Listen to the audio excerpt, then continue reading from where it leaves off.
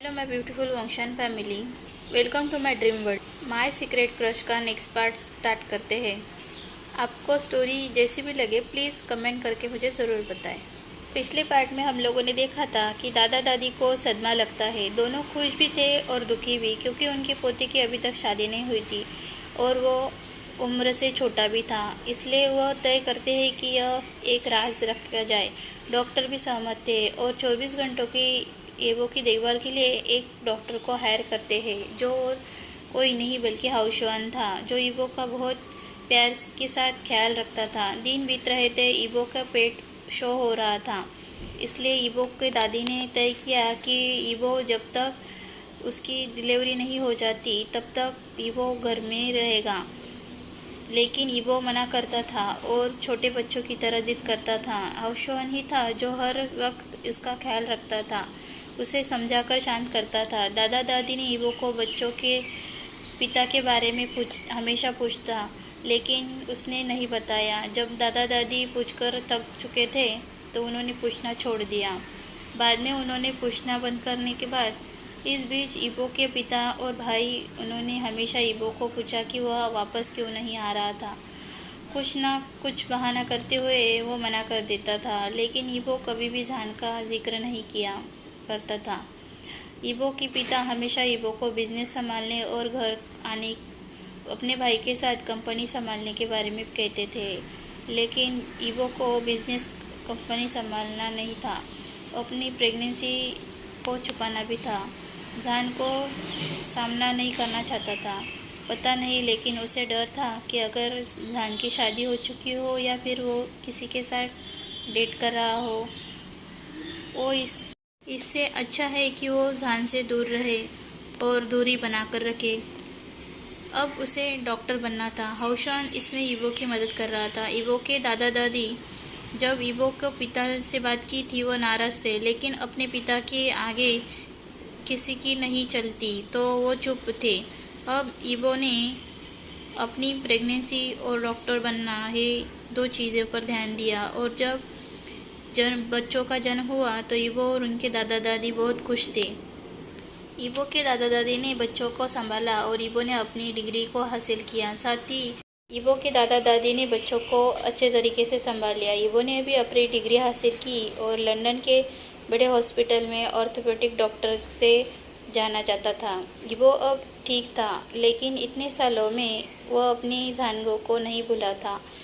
इधर दूसरी ओर चाइना में एक बड़े से हॉल में, जहाँ एक तरफ कलर पेंट ही पेंट बिखरे पड़े थे और एक इंसान जो बेहद ही खूबसूरत चित्र बना रहा था।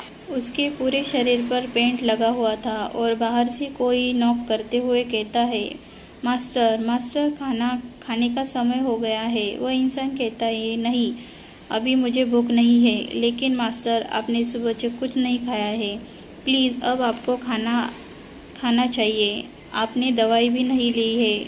वह इंसान गुस्से से कहता है। बटलर डर जाता है और चला जाता है। थोड़ी देर बाद एक बेहद ही खूबसूरत और प्यारी सी महिला वहाँ आती है और कहती है, क्या हुआ अजान, तुम इतना गुस्सा क्यों कर रहे हो? चलो, मैंने तुम्हारे लिए तुम्हारा फेवरेट सूप बनाया है।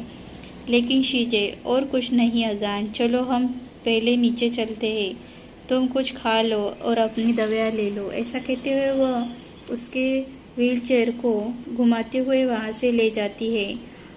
अब आप सोच रहे होंगे कि जान व्हील चेयर पर कैसे है, इसलिए हमें कुछ साल पीछे जान के साथ क्या हुआ वो देखना होगा। फ्लैशबैक। करीबन 6 साल पहले जब ईवो और जान ने एक दूसरे के साथ अपनी रात बिताई थी, तब जान बहुत उसके बाद जान बहुत बिजी था, लेकिन जब भी वह फ्री हुआ तो वह उस बार में वापस जाता है। तब बार का ओनर नी हुसैन उसे आकर मिलता है और कहता है, क्या हुआ जान ब्रदर, आज यहाँ कैसे आना हुआ? जान ने कहता है, नी, तुम्हें पर तो पता है कि मैं इन दिनों बहुत बिजी था, तो मैंने सोचा कि क्यों ना आज रिलैक्स हो जाओ। वैसे तुम्हारा वेटर कहाँ है? वो ईवो को हर तरफ खोजते हुए देखता है। वो उसी दिन से आना छोड़ दिया जिस दिन तुमने उसे बचाया और बोला कि तुम उसे पसंद करते हो। जहान कहता है क्या, कब? नी कहता है जब तुम बुरे तरीके से नशे में चूर थे। ओह शिट, ये मैंने क्या किया? नी आगे कहता है उस दिन के बाद वो दोबारा नहीं आया, और मैंने तो ये भी सुना है कि वो देश से बाहर हो चला गया है। जहान न्यू हुसैन की बातों को सुनकर बिना कुछ कहे वहाँ से निकल गया। वो सीधा घर जाता है। उस रात उसे नींद नहीं आती। वो हाईकॉन को बार बार फ़ोन करता है लेकिन वो नहीं उठाता। थोड़ी देर बाद जब आखिरी बार जहान हताश होकर एक बार फिर फ़ोन करता है तब उसकी सेक्रेटरी वो फ़ोन उठाती है और कहती है हेलो सर। जहान कहता है हाईकॉन कहाँ है? तो उसकी सेक्रेटरी कहती है हाईकॉन सर बिज़ी है और हम आउट ऑफ टाउन हैं, सर ज़रूरी मीटिंग में बिज़ी है। जहान कहता है ठीक है, तो आप लोग कब वापस आएंगे? सेक्रेटरी कहती है सर हम 2 दिन में वापस आएंगे। जहान अपने आंखें बंद करते हुए फ़ोन रख देता है। 2 दिन बाद जब जहान हाईकॉन से मिलने उसके ऑफिस में जा ही रहा था तभी उसकी नज़र अपने ही ख्यालों में थी। जहान अपने ही ख्यालों में था, उसकी नज़र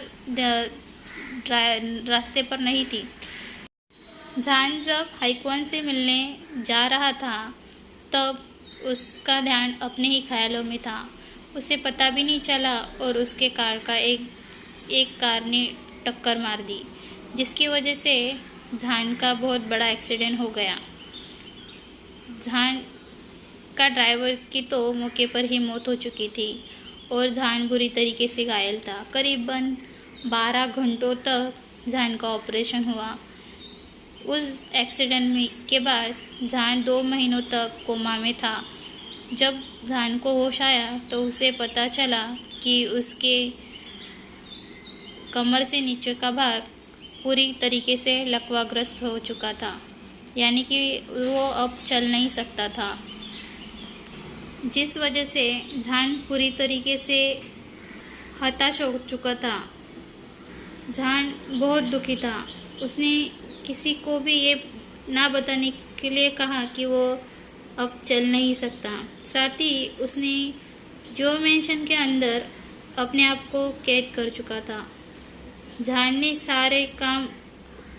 के सारे काम उसका चचेरा भाई और उसका सबसे अच्छा दोस्त, साथ ही जहान का पीए भी था, वो ही देखते थे।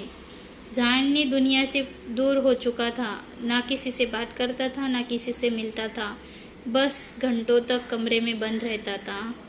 चेंग और यानली के सिवा उससे कोई बात भी नहीं कर सकता था। उनसे भी वो तभी बात करता था जब उसका मन करता था या कोई ज़रूरी बात होती थी। वो पेंट करता था, आज भी वो वही कर रहा है। यानली उसे खाना खाने के ले जाने के बाद वह खाना खाता है, फिर वह अपने कमरे में चला जाता है। यानली उस दिशा को देखते हुए कहती है माता पिता की मृत्यु के बाद भी जान कभी इतना नहीं हारा, लेकिन इस बार मैं अपने अजान को हारा हुआ महसूस कर सकती हूँ।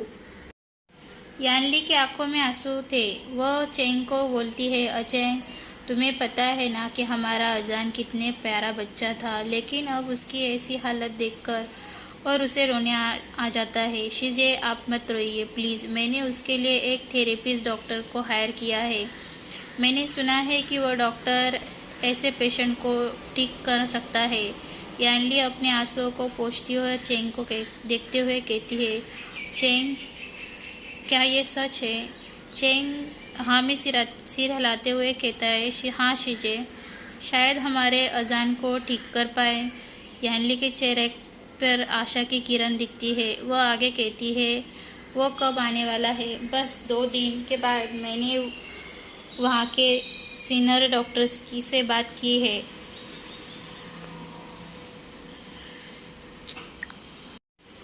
टाइम स्किप होता है। अब 2 दिन बाद एयरपोर्ट पर एक इंसान एक गहरी सांस लेते हुए कहता है आखिर में फिर से मुझे यहाँ आना ही पड़ा। वो थोड़ा आगे आते हुए एयरपोर्ट से बाहर निकलता है। तभी एक इंसान जो बेहद ही खूबसूरत था, टॉल था, हैंडसम था, वो इंसान उस इंसान को देखते हुए मुस्कुराता है। वो इंसान आगे होते हुए कहता है, भाई आप मुझे लेने आए हैं? मुस्कुराते हुए इंसान कहता है, welcome back to my Bobo little brother, welcome back to my little brother. ईबो मुस्कुराते हुए अपने भाई को गले लगाता है। आप कैसे हैं ब्रदर? मैं ठीक, लेकिन तुम कैसे हो? मैं भी ठीक हूँ भाई, चलो घर चलते हैं। दोनों अब बात करते हुए घर आते हैं। घर आने के बाद ईबो फ्रेश होता है, कपड़े बदल कर नीचे आता है और घर से निकलने ही वाला था कि उसके पिता आवाज़ देते हैं, ईबो ईबो कहते हुए ईबो पीछे मुड़ता है और कहता है, उसके पिता की आवाज़ सुनकर पीछे मुड़कर देखता है, अभी कहाँ जा रहे हो तुम? अभी तो आए हो। पिताजी मुझे हॉस्पिटल में कुछ काम है। ईबो के पिता कहते हैं, बेटा तुम अभी आए हो और तुम अपने काम पर जा रहे हो? माता दोनों घर आ जाने के बाद ईबो फ्रेश हो जाता है और कपड़े बदल कर नीचे आता है और घर से निकलने ही वाला था कि तभी उसके पिता पीछे से आवाज़ देते हैं, ईबो ईबो पीछे मुड़कर देखता है। ईबो कहाँ जा रहे हो? अभी तो तुम आए हो। वो पिताजी को देखते हुए कहता है, मुझे हॉस्पिटल में कुछ काम है। ईबो के पिता कहते हैं, बेटा तुम अभी आए हो और तुम अपने काम पर वापस जा रहे हो। माना कि काम ज़रूरी है, लेकिन आप इतने साल के बाद अभी आए हैं, जल्दी करने की ज़रूरत नहीं है।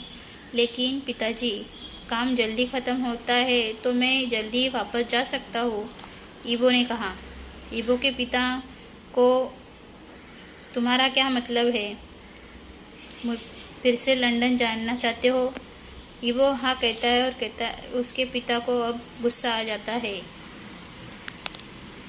इतने सालों के बाद आने के बाद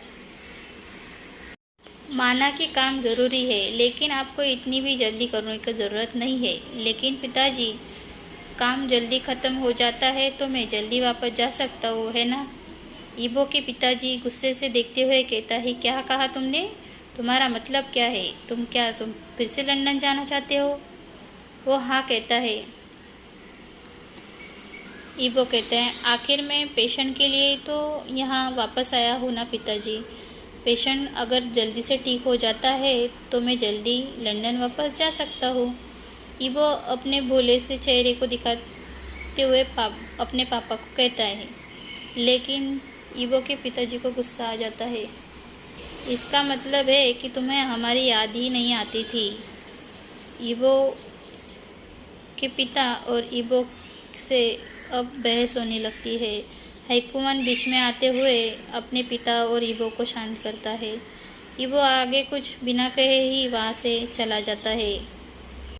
टाइम स्किप होता है। थोड़ी देर बाद हॉस्पिटल में ईबो आता है। आने के बाद वहाँ के डॉक्टर के साथ बात करता है। डॉक्टर कहता है कि डॉक्टर वांग, क्या आप मेरे साथ उस पेशेंट से आज ही मिलना चाहते हैं या फिर आप बाद में मिलना चाहेंगे?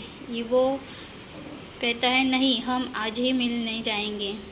डॉक्टर वेन ओके कहते हैं और चलो चलते हुए कहते हुए वो सीट से उठते हैं और दोनों वहाँ से पार्किंग की ओर जाते हैं। डॉक्टर वेन की कार में वे दोनों बैठते हैं और जाने के लिए निकलते हैं। दोनों बात कर रहे थे, तभी बाद में जब ईबो की नज़र रास्ते के ऊपर जाती है तो वो सोचता है कि यह रास्ता जियो मेंशन की तरफ नहीं जाता है। थोड़ी ही देर में वो जियो मेंशन के सामने आते हैं। गार्ड गेट खोलते हैं और ईबो और डॉक्टर वेन दोनों कार को अंदर ले जाते हैं। अंदर जाने के बाद कार पार्क करते हुए ईबो और डॉक्टर वेन कार से उतरते हैं। जब वो घर के अंदर जाते हैं तब एक सुंदर व्यक्ति आगे आता है और कहता है, ओ डॉक्टर वेन, आज आपका आना कैसे हुआ? तभी उसकी नज़र डॉक्टर वेन के साइड में खड़े इंसान पर पड़ती है। ओ आश्चर्य से उसकी ओर देखता है। ओह माय गॉड, तुम ईवो हो है ना? वो इंसान कहता है। ईवो आश्चर्य से उसकी ओर देखता है। क्या आप मुझे जानते हो? ईवो उस इंसान को पूछता है। तभी वो आगे आते हुए कहता है, मैं जियांग हूँ और मैं झान का बहुत अच्छा दोस्त हूँ। जियांग की इस बात से झान ईवो के दिल में थोड़ा दर्द हो रहा था, लेकिन वो दिखा अपने चेहरे के ऊपर नहीं दिखा था। जियांग आगे कहता है, लेकिन तुम इतने सालों से थे कहाँ? ईवो आगे कुछ कहने ही वाला था कि तभी ज़ोर से ऊपर से आवाज़ आती है। वे सब हॉल में ही थे और ऊपर की ओर देखने लगते हैं। तभी एक नौकर सीढ़ियों से नीचे उतरते हुए देखता है, जिसकी हाथों में थोड़ी सी चोट भी लगी थी। डॉक्टर वेन कहते हैं, क्या हुआ? नौकर अपनी नज़रों को नीचे करते हुए कहता है, मास्टर ने आज भी खाना खाने से मना किया है। जियांग आगे बढ़ते हुए कहता है, ओ ये भी ना। वे सभी ऊपर जाने के लिए निकलते हैं, लेकिन ईवो अपनी ही जगह पर स्टिफ खड़ा था। उसे अपने मन में पता नहीं कितने सारे सवाल थे कि आखिर झांग यहाँ क्यों नहीं है, वो कहाँ है, और ऊपर आखिर कौन इंसान है जो बीमार है। आखिर ये लोग किस इंसान के बारे में बात कर रहे हैं? ईवो को कुछ समझ में नहीं आ रहा था, लेकिन जब डॉक्टर वेन ईवो को कहते हैं, डॉक्टर वांग, तब ईवो अपने ख्यालों से बाहर आते हुए कहता है, हाँ मिस्टर वेन, डॉक्टर वेन, क्या कह रहे हैं आप? चलो ऊपर चलते हैं, पेशेंट से मिलना तो है ना। ईवो नोट करते हुए उनके पीछे चलने लगता है। तभी वो एक बड़े से दरवाजे के सामने खड़े थे। जियांग दरवाज़ा खोलता है और अंदर जाता है। डॉक्टर वेन भी अंदर जाते हैं। उनके पीछे पीछे ईवो भी उनका पीछा करते हुए चल रहा था। जब वो रुकते हैं तो वो रूम को देखने लगता है, जो ब्लैक कलर से पेंट किया हुआ था, कम्प्लीटली ब्लैक। ईवो अपने मन में सोचता है, क्या इस इंसान को कलर्स पसंद नहीं है? ये इतना उदास भरा रंग क्यों घर के अंदर लगा हुआ है? ईवो का दिल ज़ोर ज़ोर से धड़कने लगता है जब उसकी नज़र बेड के ऊपर के इंसान पर जाती है। जो इंसान अपने हाथों में बेड के ऊपर बैठा हुआ था और अपने हाथों में एक लैपटॉप था और उस पर कुछ काम कर रहा था। वो दुबला पतला था, उसके आँखों के नीचे काले घेरे बने हुए थे। उसकी सुंदरता जो कभी न मिटने वाली थी, उसके चेहरे को जो स्माइल हमेशा बरकरार हुआ करती थी, वो अब स्माइल नहीं थी। उसकी जगह एक उदास भरा चेहरा था। ईवो के दिल में बहुत दर्द होने लगता है। उसके आँखों में आंसू आने लगते हैं, लेकिन वो किस तरीके से अपने आंसुओं को रोक कर रखता है। जब डॉक्टर वेन और जान के पास जाते हैं, ईवो उन्हीं के पीछे था। उसे अंदर ही अंदर बहुत घबराहट हो रही थी। अपने चेहरे को ऊपर न दिखाते हुए वे कहता है, मिसेस जान। तब जान ने ऊपर देखता है। जान देखते हुए कहता है, जियांग, तुम डॉक्टर वेन, आप दोनों यहाँ पर क्या कर रहे हैं? लेकिन तभी जान की नज़र उनके पीछे खड़े इंसान पर पड़ती है और पीछे वाला इंसान भी उसी की तरफ देख रहा था। लेकिन तभी जान अपना चेहरा दूसरी तरफ घुमाते हुए कहता है, आप लोगों को मेरी चिंता करने की ज़रूरत नहीं है, आप लोग यहाँ से जा सकते हैं। तभी ईवो आगे आते हुए कहता है, जान कुछ नहीं कहता, बस सुनते ही रहता है। ईवो आगे कहता है, जानग, आपने मुझे क्यों नहीं बताया? मुझे तो लगा था कि आप बहुत खुश होंगे और शायद आपकी शादी भी हो गई होगी, आपके बच्चे भी हो गए, लेकिन ये सब कैसे हो गया जानग? और ईबो के आंखों में आंसू आने लगते हैं।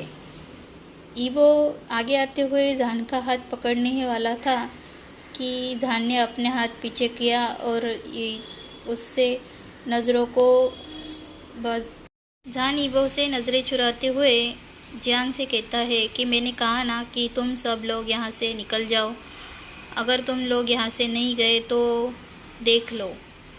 तभी जहान गुस्सा करते हुए बेड साइड टेबल से एक फ्लावर पॉट उठाता है और ज़मीन पर पटक देता है, जिससे उसके हज़ारों टुकड़े हो जाते हैं। इससे ईबो डरता है, लेकिन जियांग कुछ करने से पहले ही ईबो आगे जाता है और जहान को हक कर लेता है और जहान के कंधे पर सर रखते हुए रोने लगता है और कहता है, जहान गो, आप ऐसा क्यों कर रहे हैं? आगे देखते हैं कि इन दोनों का प्यार कैसे पूरा होगा और साथ में क्या जहान को ईबो ठीक कर पाएगा या नहीं। आने वाले पार्ट्स में हम लोग प्यार और टकराव दोनों देखेंगे। और सॉरी दोस्तों लेट पार्ट अपडेट करने के लिए, क्योंकि घर पे कुछ मेहमान अचानक आने की वजह से मैं और हाँ, आज शाम तक मैं डेविल CEO का पार्ट भी अपलोड कर दूँगी। Okay, thank you and